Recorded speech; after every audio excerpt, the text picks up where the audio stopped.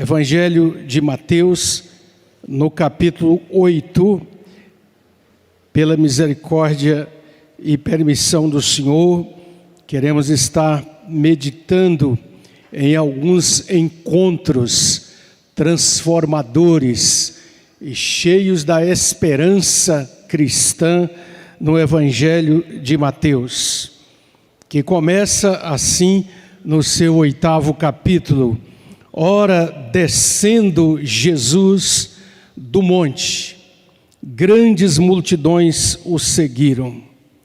E eis que um leproso, tendo se aproximado, adorou, dizendo, o que ele disse? Senhor, se quiseres, podes purificar-me. O que o leproso disse? Vamos lá. Senhor, se quiseres, podes purificar-me. E Jesus, estendendo a mão, tocou-lhe, dizendo, quero, fica limpo. E imediatamente ele ficou limpo da sua lepra. Disse-lhe então Jesus, olha, não o digas a ninguém, mas vai mostrar-te ao sacerdote e fazer a oferta que Moisés ordenou para servir de testemunho ao povo. Amém. Pode se assentar, mantenha sua Bíblia aberta, ore ao Senhor, peça a Ele a palavra para o seu coração. Ó Senhor, nós nos prostramos diante de Ti, porque confessamos nossa total incapacidade humana no saber, na possibilidade da mente humana de compreender a essência mais profunda da Tua palavra. Mas nós Te louvamos porque há uma promessa do Senhor para o Teu povo reunido. O Espírito vos guiará a toda a verdade. Bendito Pai, então mais uma vez Te pedimos, abre os olhos do meu coração, do nosso coração, abre o nosso entendimento, como o Senhor abriu o entendimento dos discípulos no caminho de Emaús, para que eles compreendessem e entendessem a glória e a verdade da Tua palavra. Oramos pedindo assim, que o Senhor também repreenda toda obra maligna contrária à Tua palavra, toda tentativa de retirar a palavra do coração, que nós, como igreja, como povo do Senhor, levemos o nosso pensamento cativo ao controle do Teu Santo Espírito, para receber a Tua palavra e que ela gere vida, gere coisas novas e preciosas em nós, para a glória do Senhor Jesus. Em nome dEle, amém, amém. Mateus capítulo 8 é o texto que se segue ao grande sermão do monte. Mateus 5 até 7, nós encontramos, por assim dizer, a constituição do reino de Deus. O ensino sobre o qual está baseado toda a perspectiva e entendimento que Jesus traz aos seus discípulos e a todos nós pela palavra revelada a respeito do que é um cristão. E essa é uma boa pergunta que todos nós precisamos fazer frequentemente. O que é um cristão? Eu sou cristão. Ou a irmã diz, eu sou cristã. Então, o que é um cristão? A palavra nos afirma que esse código de honra, de fé e de prática cristãs que estão entre os capítulos 5, 6 e 7 de Mateus, nos apontam para a realidade de que um cristão, antes de tudo, conforme a visão de Paulo, apóstolo de Jesus Cristo, pelo Espírito Santo, é aquele e aquela que foi justificada pela fé em Cristo Jesus, que aplicou na nossa vida um dia a justiça de Deus, que nós não poderíamos alcançar por méritos humanos, e nos colocou em seu Filho, para uma vida agora de submissão e obediência. O cristão é levado a pregar e viver a justificação pela fé, glorifica a Jesus Cristo, porque nos resgatou do desespero e da condenação eterna, e embora imperfeitos e frágeis, continua realizando em nós a gloriosa obra da santificação para nos levar cada vez mais a ser discípulos e discípulas obedientes ao nosso Deus. Cristo oferece isso hoje como um dom a todo aquele e toda aquela que ainda não entendeu o que é ser um cristão, uma cristã, que ainda não veio a Jesus entregando totalmente a sua vida. Ele oferece este dom, o dom da paz com Deus, o dom que traz o perdão dos pecados, a mudança de vida, o resgate da história de perdição para a história da salvação em Cristo Jesus.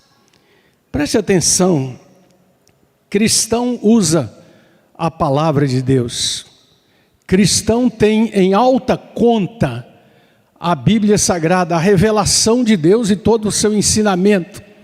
E, portanto, como diz o Salmo 1, medita dia e de noite nessa palavra, porque entende que ela é a direção, a fonte de nutrição e de direção para a nossa vida. Lá no capítulo 5, você volta umas 2 páginas aí na sua Bíblia, você vai ver que esse sermão precioso começa dizendo assim: vendo Jesus as multidões, o que ele fez? Subiu ao monte. Agora vai para o capítulo 8. O sermão termina, o ensino termina e diz que agora Jesus está descendo do monte. Ele subiu ao monte para aquela comodidade de falar de uma forma em que a própria direção do vento ajudava que suas palavras chegassem aos discípulos e à multidão. Ele sobe ao monte e dali profere todos os ensinamentos, e agora diz que ele desceu do monte. Isso já chama a nossa atenção a respeito da natureza totalmente especial, gloriosa e diferenciada deste que ensina e deste que traz a palavra de Deus aos homens. Normalmente os gurus do nosso tempo sobem ao monte, aliás, de todos os tempos, né? E nos montes e nos lugares chamados especiais, dali lançam seus oráculos, suas pretensas verdades. E as multidões normalmente vão ali procurar, de alguma maneira, encontrar uma gotinha de sabedoria em alguma coisa, ou se colocar no controle mental e espiritual dessas pessoas. Mas o nosso Salvador precioso é aquele que desce do monte e se coloca no nível de todas as pessoas com as suas necessidades. E então Jesus desce do monte e diz o texto que grandes multidões o seguiram. Pensa comigo um pouquinho aqui, quanta gente que era. O autor Mateus nos fala de grandes multidões. Essas multidões estão maravilhadas. Diz o texto que elas estão assim, aplaudindo mesmo e dando hipe e urra para Jesus, até dizendo que ele ensina de forma diferente dos fariseus, daqueles que manipulavam a questão da religiosidade. Grandes multidões estão ali dizendo: olha, esse é o Senhor. Ele fala de uma maneira maravilhosa, eles estão encantados, talvez muito mais com o seu discurso e com as suas palavras. Grandes multidões, quantos? Centenas, milhares. Nós podemos imaginar muitos rostos, uns mais jovens, outros com mais tempo de vida e de caminhada, gente jovem, gente madura, crianças, homens e mulheres. Grandes multidões estão ali naquele momento em que ele termina esse ensinamento maravilhoso. Eles estão aplaudindo, eles estão maravilhados com o ensinamento de Jesus, mas das multidões, o evangelista nos apresenta uma pessoa. E isso já nos aponta para o caráter pessoal do Evangelho. A verdade que o Evangelho nos anuncia do Filho de Deus que veio buscar e salvar o perdido. Cada pessoa, para interferir e intervir poderosamente em cada história. Então diz o texto que aproxima-se de Jesus um homem que é, por definição, um homem sem esperança, um homem leproso. Os demais evangelistas, tratando desse assunto, falam de um homem totalmente coberto de lepra, de alguém que carregava um estigma muito pesado sobre a sua vida, de alguém que nós conhecemos através dos muitos estudos do Novo Testamento sobre a natureza dessa doença, o seu caráter de isolamento das pessoas, da incapacidade de conduzir sua vida, de fazer sua vida prosperar, de ter até mesmo relacionamentos próximos com as pessoas, porque um dos estigmas da lepra era que teria que estar afastado das pessoas, devido ao nível tão intenso de contaminação dessa doença. Mas olha para o texto, querido e querida, porque detalhes da palavra de Deus precisam tocar o nosso coração e chamar a nossa atenção. Mateus nos afirma que este homem, um leproso, tendo se aproximado, adorou a Jesus e lhe fez um pedido. Diga, ele se aproximou, ele se prostrou e ele pediu. A multidão estava ali, encantada com o seu ensinamento. Quem sabe conversando um pouco sobre as verdades que Jesus falou. Quem sabe entrando vários grupos em discussão a respeito da questão do ensino dos escribas e fariseus, das diferenças. É muito comum ao coração humano entrar, como Paulo já advertia Timóteo, para fugir das contendas de palavras. É muito comum naquela que ainda não descobriu a necessidade mais profunda de nossa alma se aproximar da chamada religiosidade ou das propostas de religião, já querendo discutir e debater qual é a doutrina, qual é a prática mais certa, se esta ou aquela, como é que se batiza, como é que se não batiza, isso e aquilo outro, e então se perdem em contendas de palavras, mas o Evangelho nos diz, e John Stott, abençoado escritor cristão que já está com o Senhor, ele diz que mais do que nunca, cristão é um seguidor de Jesus e que tem a ver muito com as preposições, ou seja, nós precisamos estar em Cristo, com Cristo, sob Cristo, na graça de Cristo, porque Ele é a essência de todas as coisas. Um homem totalmente sem esperança, mas ele se aproximou de Jesus. Ele quebrou paradigmas. Era proibido que qualquer leproso, aliás, havia a distância mínima que ele deveria ficar das pessoas. E segundo vários comentaristas do contexto do Novo Testamento, eles deveriam inclusive gritar se as pessoas estivessem desapercebidas: leproso, leprosa! Para que as pessoas fugissem, para que não houvesse nenhuma aproximação. Mas esse homem está com o seu coração tão cheio de desejo, de impelido no seu coração para ir até Jesus, que ele, como se diz, chutou o balde para lá, não preocupou se alguém se aproximasse ali, quem sabe até para constrangê-lo de alguma maneira, mas ele, tendo se aproximado, colocou-se de joelhos diante do Senhor e disse: Senhor, se tu quiseres, tu podes me purificar. Amados e amadas, há muito mais aqui. do que somente a ideia de uma purificação ritual, sanitária, de uma doença que realmente era terrível e precisava que acontecesse essa cura na sua vida. Mas o que esse homem mostra para nós aqui é algo que está muito claro também no contexto do Novo Testamento: a lepra como uma característica do pecado que habita a nossa vida e o nosso coração.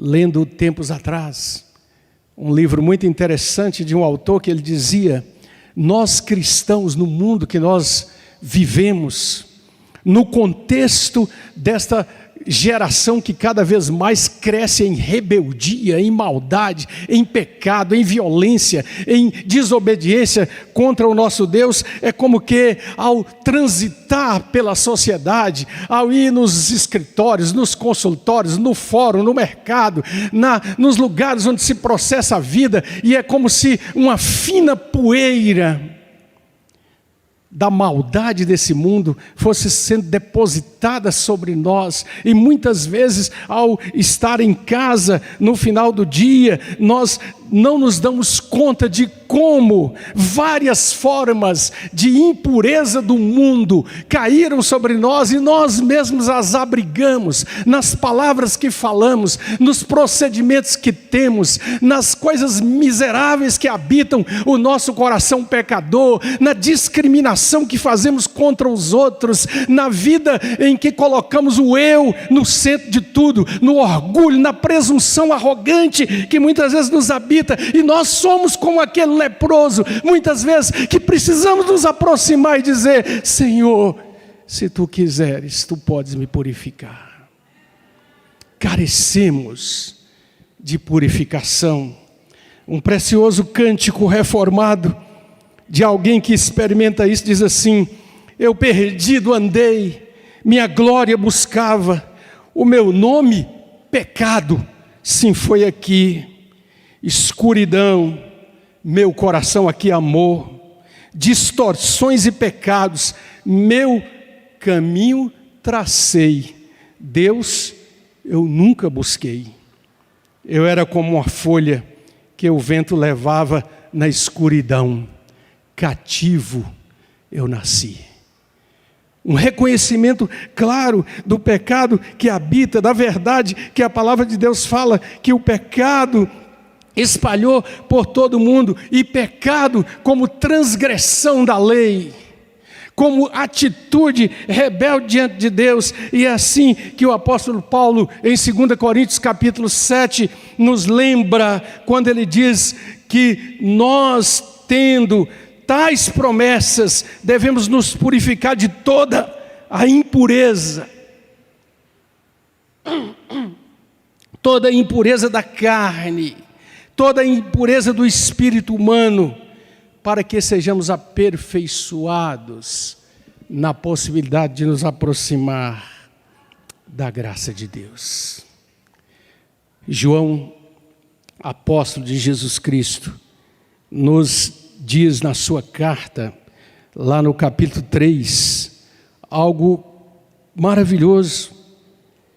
João é aquele que desfrutou de uma intimidade preciosa com Jesus.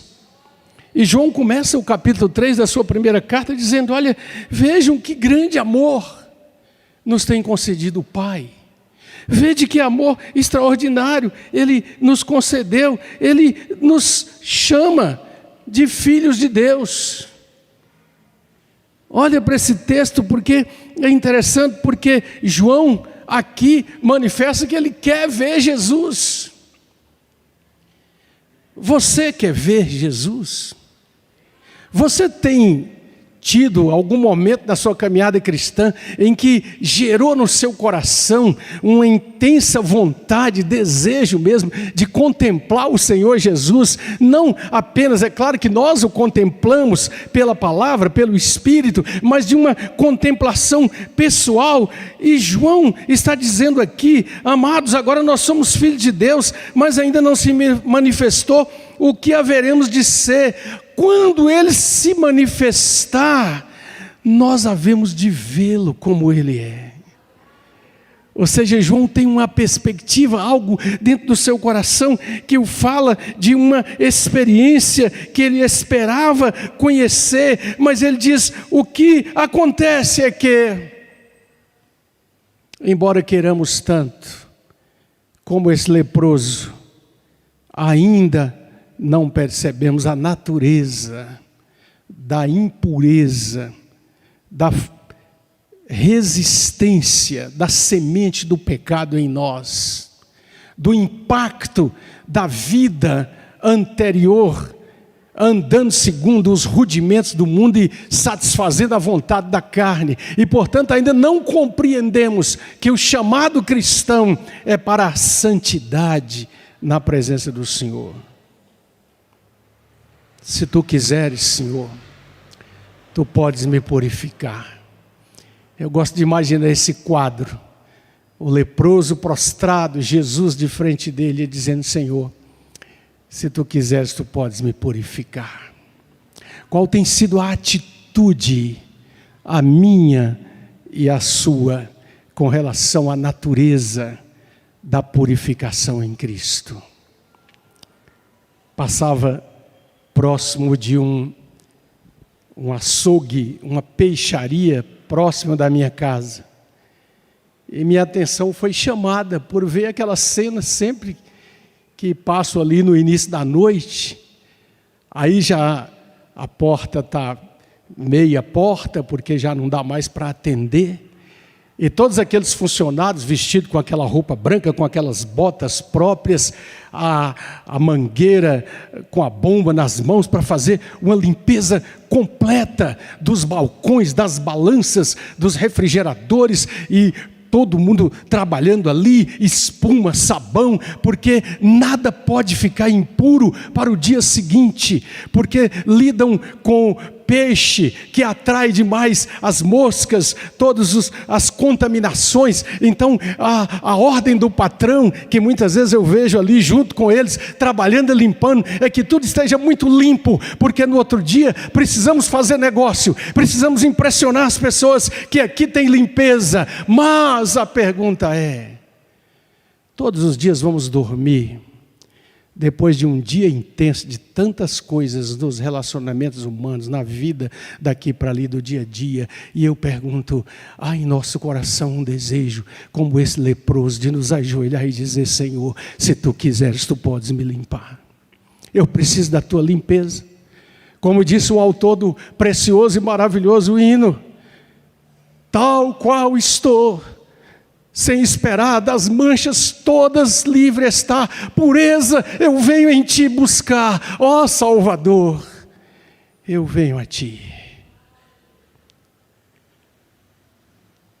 Amados, o maravilhoso Salvador é a nossa única esperança sempre, e fazer parte daqueles que são chamados filhos de Deus é algo maravilhoso, mas não nos garante o tempo todo a certeza de que estamos na comunhão mais profunda com o Senhor, porque como o escritor aos Hebreus enfatiza e Pedro afirma, não foi com ouro e prata, não foi com rudimentos desse mundo, que vocês foram resgatados da vossa vã maneira de viver, e enquanto ainda estiverem em nós as marcas sujas da contaminação do mundo, da obra do pecado que quer tantas vezes trazer fardos e pesos sobre a nossa vida,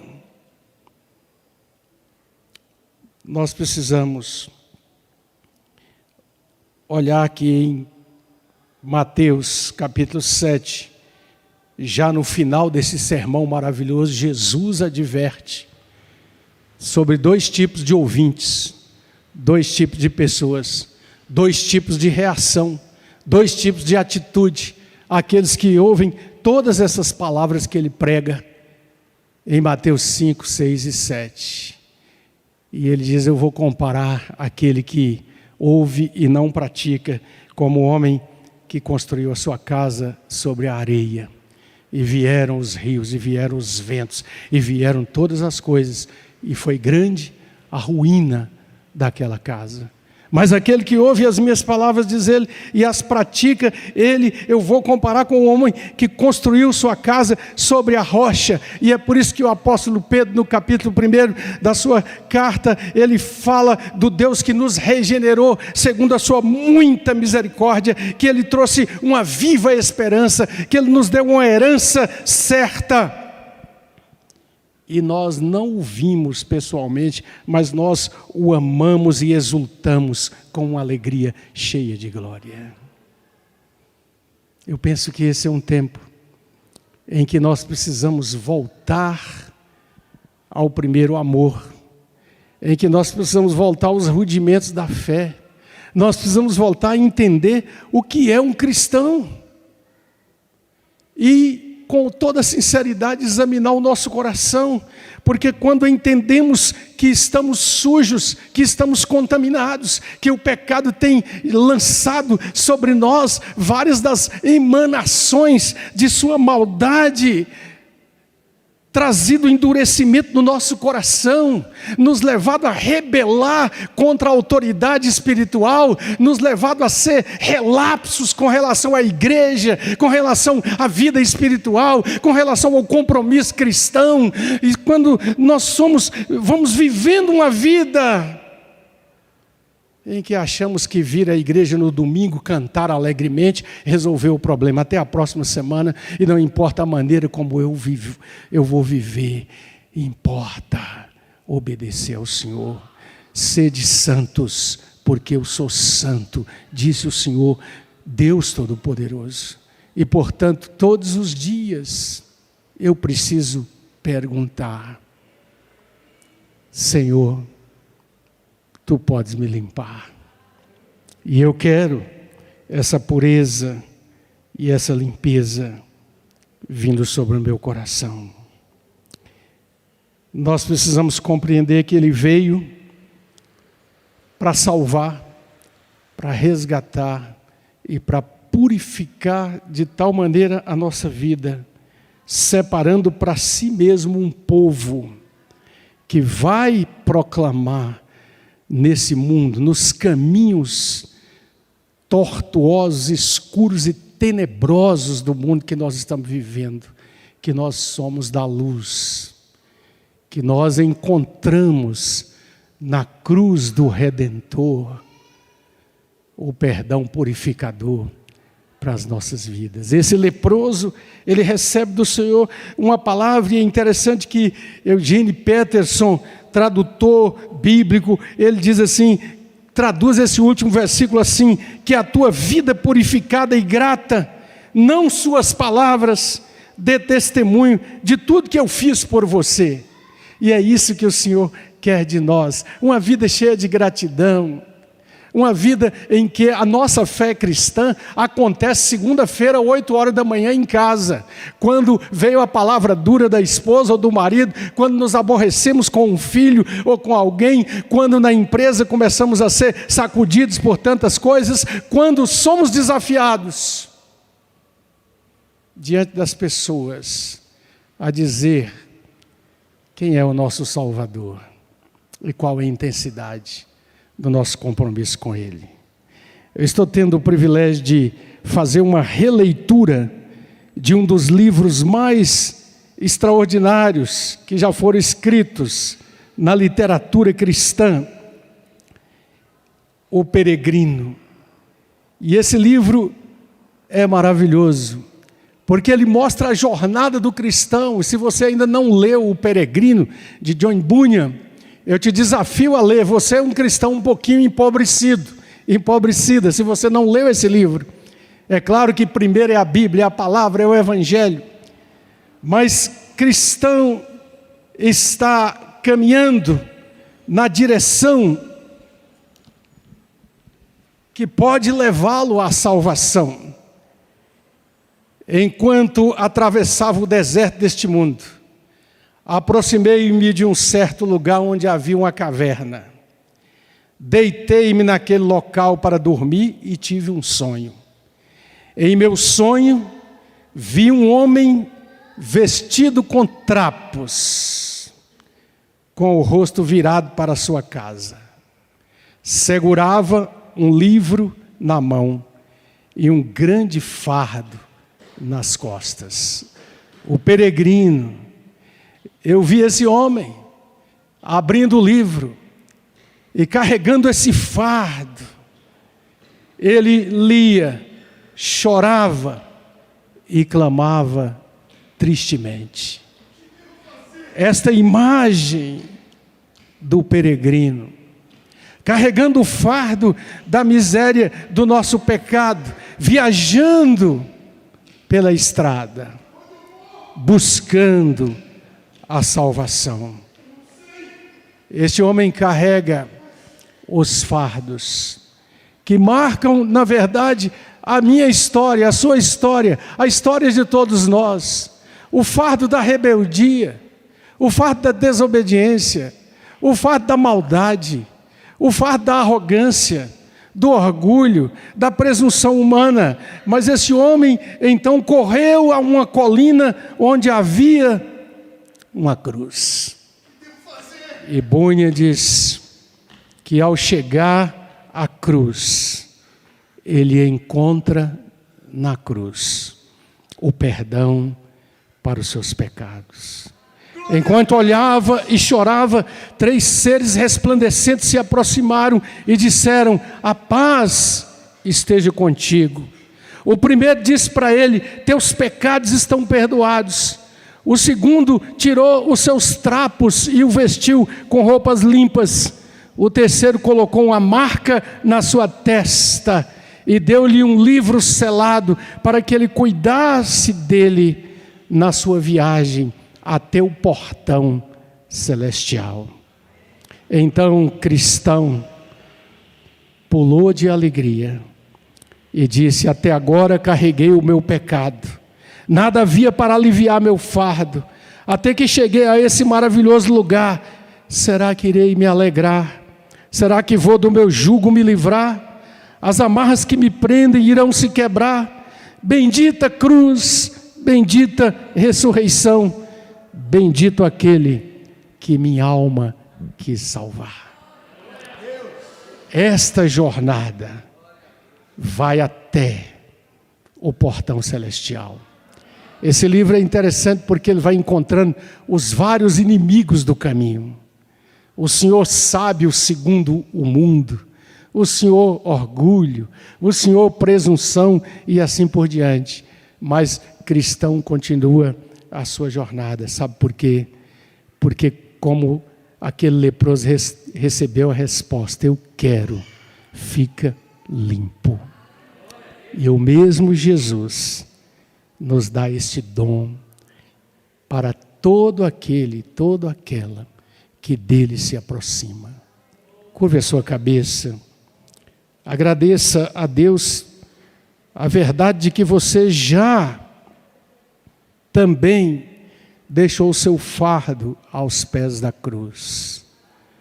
Agradeça a Deus por tão grande amor, por tão infinita graça. Nós cantamos tão preciosas coisas aqui nessa noite. A maravilhosa graça, a maravilhosa graça, maior que a minha vida inútil, maior que o meu pecado vil. Nós cantamos: eu quero estar ao pé da cruz, de onde tão rica fonte. Essa fonte ainda continua aberta, essa fonte ainda está disponível. Mas diz essa palavra: até o dia em que o tempo da graça será encerrado.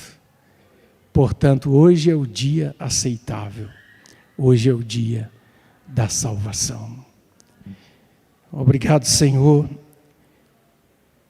pela graça tão especial, tão maravilhosa, que a Tua palavra nos diz foi dada a nós em Cristo Jesus. Obrigado, Senhor, por todo aquele e toda aquela que já fez a entrega, que já se colocou em Tuas mãos. Bendito, Senhor, Nessa noite, clamamos por pureza, limpeza, santidade. Ó Deus, a tua promessa é de nos vestir com roupas brancas, impolutas, por causa da tua abundante misericórdia. Mas nessa noite também entregamos a ti todo aquele e toda aquela que ainda não tomou essa decisão, que o teu Espírito Santo fale ao coração, e que, ó Deus, esta vida preciosa ao Senhor possa fazer a entrega, a definitiva, maravilhosa entrega, dizendo: "Sê tu, Senhor Jesus, meu Senhor e meu Salvador." E a tua palavra diz que aquele que vem ao Senhor, o Senhor jamais lançará fora. Que esta verdade maravilhosa seja entendida e esteja firmada em cada coração. Oramos assim, no nome de Jesus. Amém.